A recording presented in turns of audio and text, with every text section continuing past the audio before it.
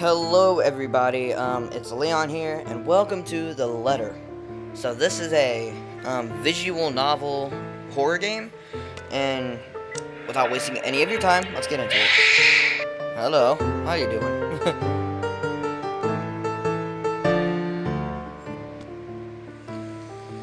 Prologue. Now wait, hold on. Before we actually get into this, there will be voice acting, but I am terrible at voice acting, so.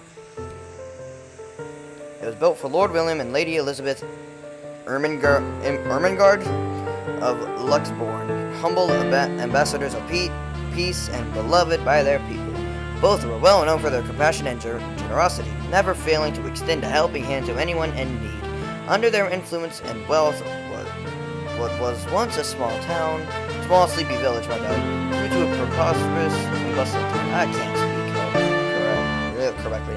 However, the seasons of joy eventually ended when the good nobles perished at the hands of the Great Plague.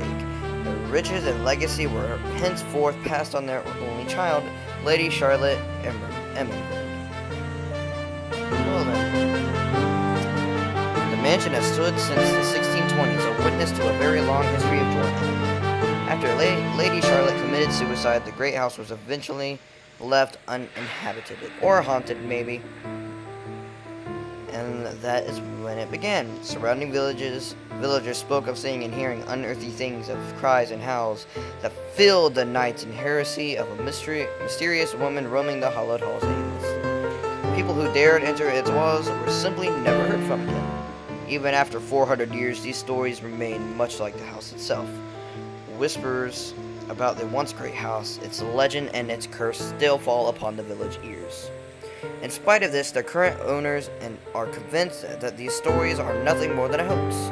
With little regard for the truth, they had Briar Realty Corporation place the property back on sale. I butchered that line. Like Pandora's box, the secrets that lie inside await to be discovered by brave souls.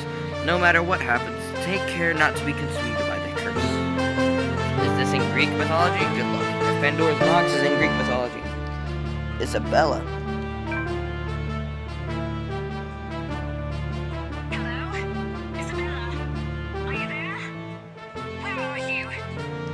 A familiar, jittery voice comes from the other end. Oh, hey Rose.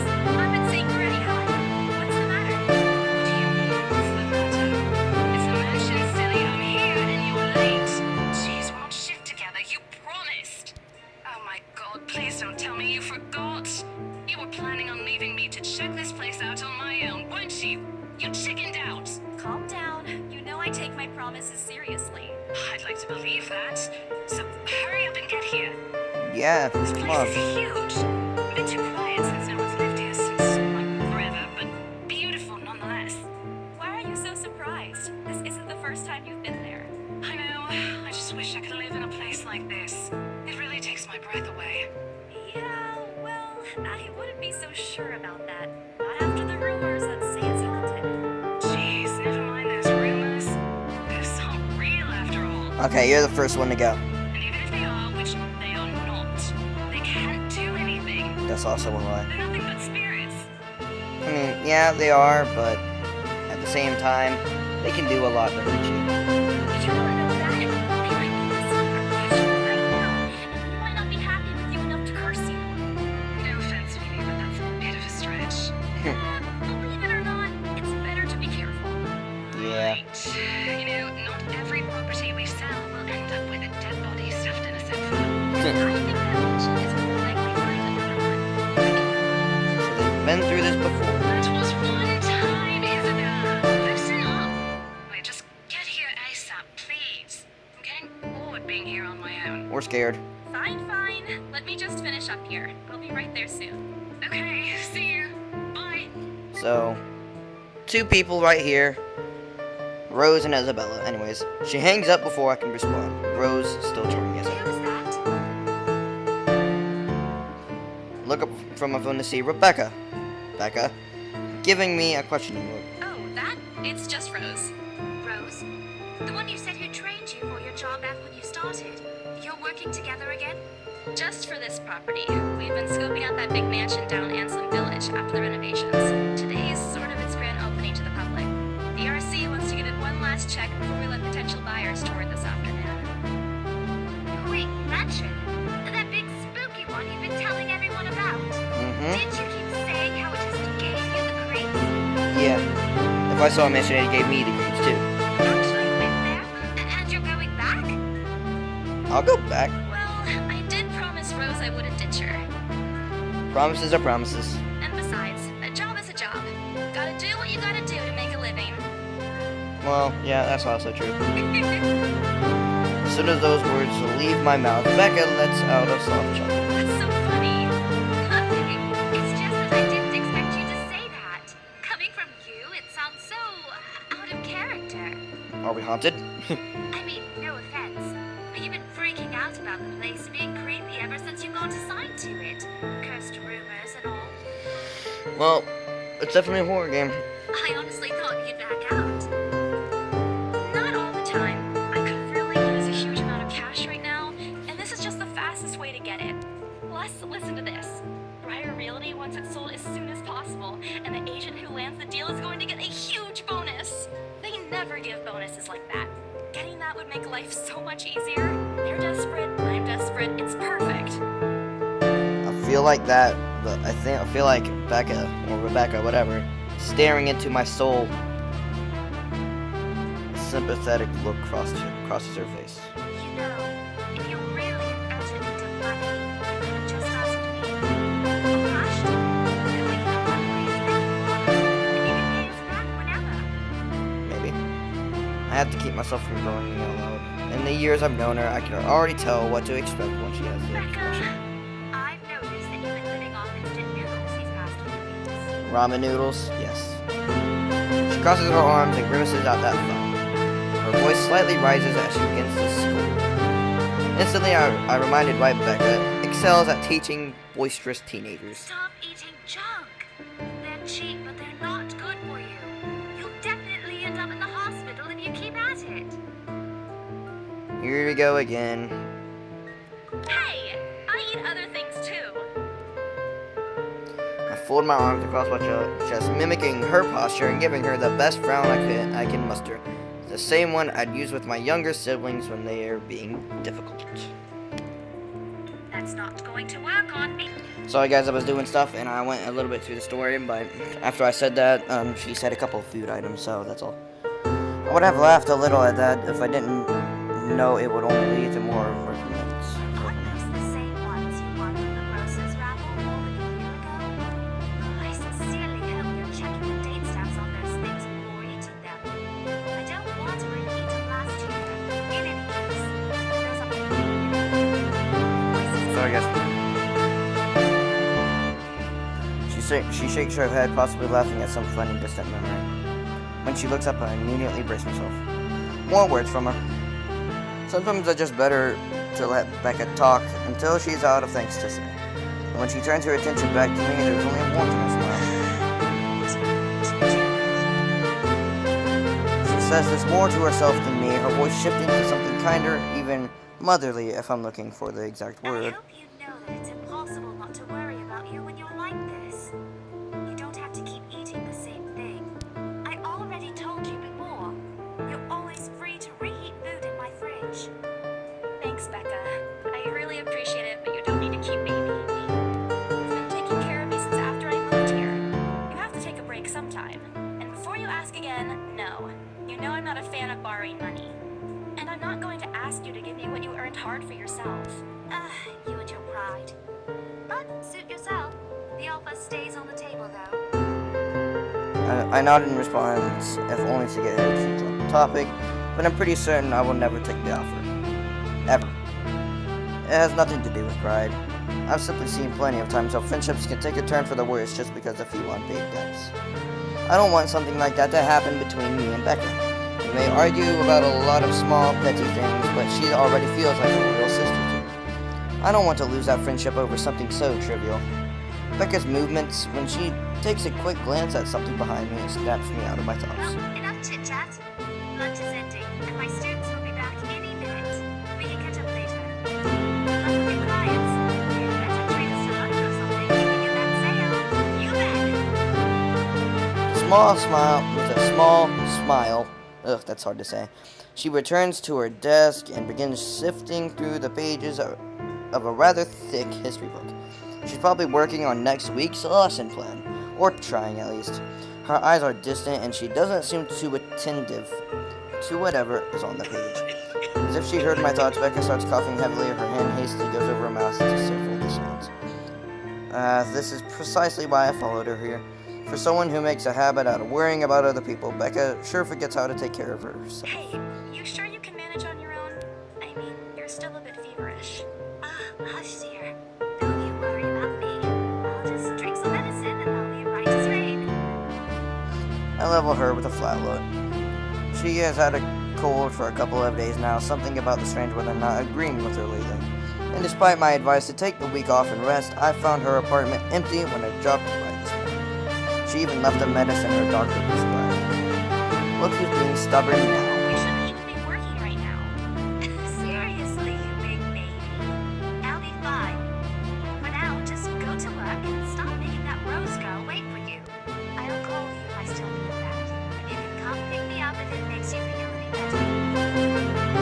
She offers me a reassuring smile, and I can only sigh. Why do I even bother? There was no stopping her once she had decided on something. Defeated, I reach inside my bag to pull out the same bottle of medicine she left earlier. She looks at it wearily where I placed it in front of her. Unfortunately for her, this is the one thing I'm not letting her have her way. Alright, but don't forget what the doctor said. Drink this on time. I'll see you later, okay? There's an amused gleam in her eyes when she shifts them back to me. Sorry. Look who's playing the motherhead now. Rebecca! Okay. I won't tease anymore. I'll make sure to drink it, Mom. Before I can retort, she casts another look at the clock. I take that as a sign to finally end the conversation in my short visit. With a small wave, I leave her alone to her classroom and her thoughts. I hail a passing taxi to take me to the property as soon as I can leave the school grounds. The mansion is some ways out in the countryside, but I don't have trouble giving the driver directions. Apparently everyone in the Lutborn city knows of it, including every bit of rumor surrounding the place. In fact, just a mention of its name is enough for locals to give you cautious, sidelong glances. I learned that the hard way the first time I commuted there, and it only boosted in my belief that there's something more to the house. Even the news of it being renovated and placed back up in the market has caused quite a stir. Thankfully, it died down a few weeks later. The place would have become a lot harder to sell otherwise. I avert my eyes from the window once the buildings shrink in the distance. We get a glimpse of the countryside soon, although a quick glance at my watch tells me we're still a few minutes away from our destination. Might as well get some work done. Rose did ask me to review the mansion's documents. I already looked them over last night, but you never know, the things may go wrong. Life has ways of messing things up like that. Halfway through reading the papers, my phone rings again. I pick it up without looking, neatly tucking it between my ear and shoulder. It's probably just Rose again anyway. Rose? Guess again. Oh, that voice. Bingo. Hey, what's up? Just checking if you're still cool later this evening. You mean that thing with Zach? Yeah. He even called in the middle of the night just to remind me. No, don't worry. I didn't forget. I'll be there. Cool. I'll see you later. What time do you go? Around 6 p.m.? I don't know. It's the first day of our current mansion's open house, and we're expecting quite a number of potential buyers. I'll be booked the whole afternoon. Urban Garden Mansion. You know, the big Jacobean mansion at Anson Village? Yeah, well, Rose is already there, but yeah. I see. Looks like the scaredy cat finally toughened up. Shut up! Ash chuckles and can't help but roll my eyes upon him.